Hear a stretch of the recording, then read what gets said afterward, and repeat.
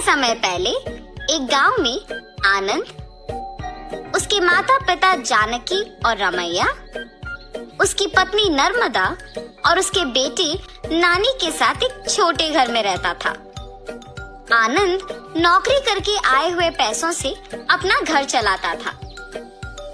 जानकी उसकी बहू नर्मदा से सारे काम करवाती थी और उसे हमेशा ताने मार मार के दुखी करती थी, मगर नर्मदा उसे कुछ ना कह के चुप बैठती थी। ऐसे कुछ साल बाद आनंद अपने नौकरी से कमाए पैसों को बचा बचा के एक बड़ा नया घर खरीदता है। आनंद के खरीदे हुए नए घर में बहुत समय से एक भूत रहती थी। ये बात आनंद को नहीं पता था और इसीलिए वो घर खरीदता है और उसके आसपास खाली रहने के कारण दिखने में बहुत शांत सा माहौल था और जानकी में कोई बदलाव नहीं आया। नए घर में जाने के पहले ही दिन नर्मदा की गलती के बिना ही उसे ताने मारती है। दुखी होकर नर्मदा बिना कुछ खाए और सोए अपने कमरे में जाकर रोती रहती है। तब उस घर में मौजूद भूत नर्मदा को रोते हुए देख उसके पास आती है। बगल में परछाई को देख नर्मदा तुरंत खड़े हो जाती है। तब वो भूत नर्मदा के सामने आके खड़े हो जाती है। उसके चेहरे पे घाव, खुले बाल देख के नर्मदा डर जाती है। बाप रे, भूत भूत!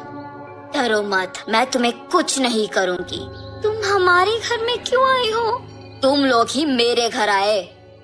ये तुम्हारा घर है? हाँ, ये मेरा घर है। इसी में मैं मर गई। मेरे मरने के बाद ही तुम लोग यहाँ आए। ऐसे कह के अचानक नर्मदा में घुस जाती है।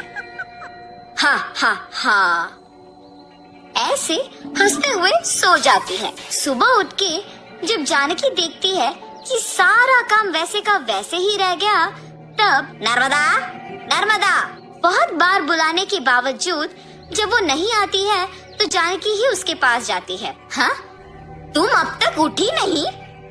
नर्मदा नर्मदा उठो!